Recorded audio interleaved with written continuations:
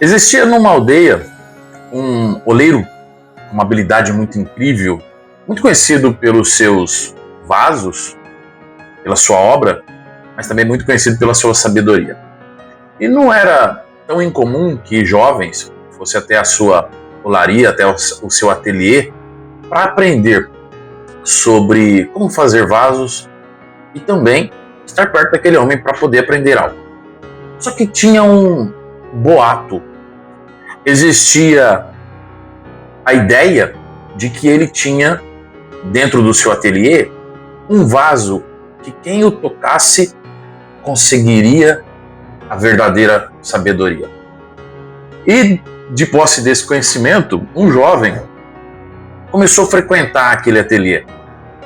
E ao frequentar aquele ateliê, ele chega e começa a aprender a fazer os vasos. E ele observa aquelas pessoas, mas sempre muito atento nas prateleiras para ver se ele consegue enxergar o tal vaso especial.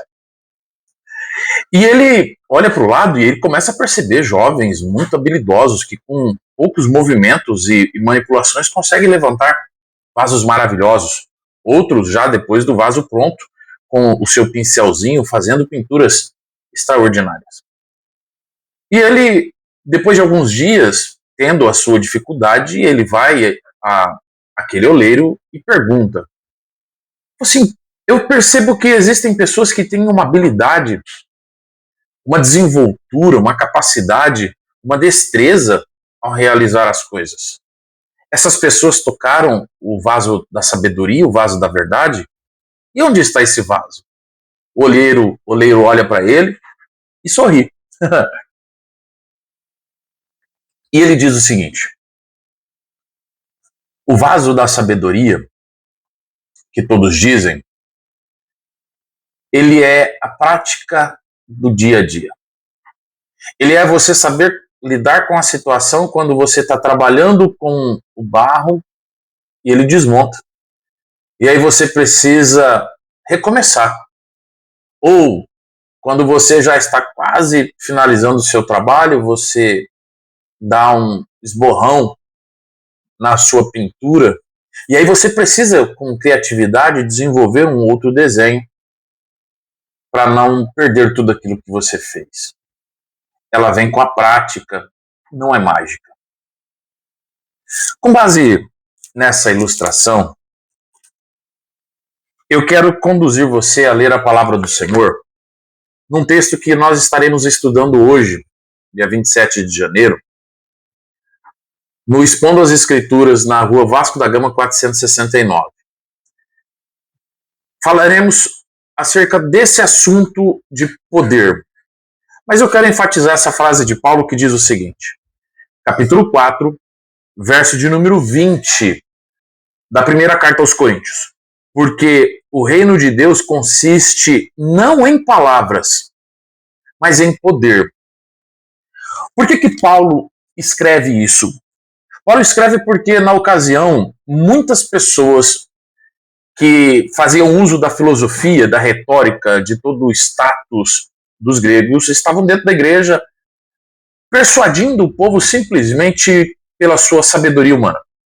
Simplesmente por aquilo que eles conseguiram e conquistaram através do conhecimento com filósofos, com sofistas, no decorrer da sua vida.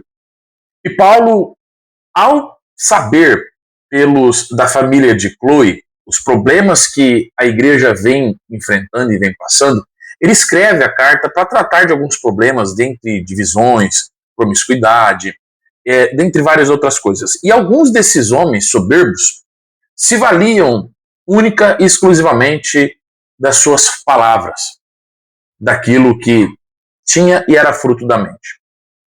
E Paulo diz que o evangelho, ele não é somente palavra, ele é poder de Deus.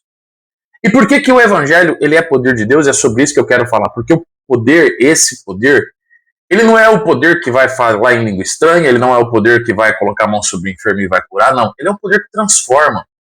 Ele é aquele poder que dia após dia te conduz para uma vida melhor. Se aquilo que você tem visto e ouvido, se aquilo que você tem presenciado dentro das igrejas te faz arrepiar, te faz olhar as pessoas, nossa, um super homem, um super crente, mas isso não tem transformado a sua vida. isso não tem te conduzido para uma vida melhor, não tem te ensinado a moldar o barro quando o vaso quebra, isso não é poder.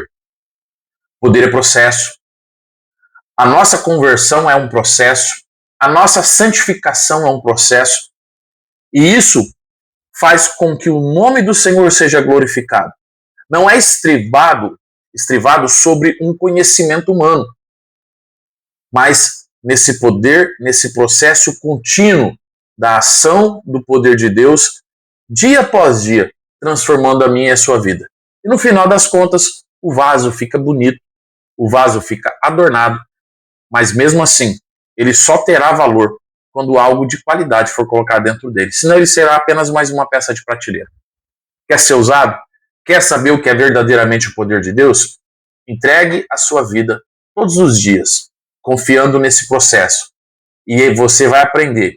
E toda vez que o vaso rachar, que a argila estiver mole ainda, ele tombar, você vai saber reconstruir. Deus te abençoe poderosamente. Pense nisso. É um processo, não é uma mágica.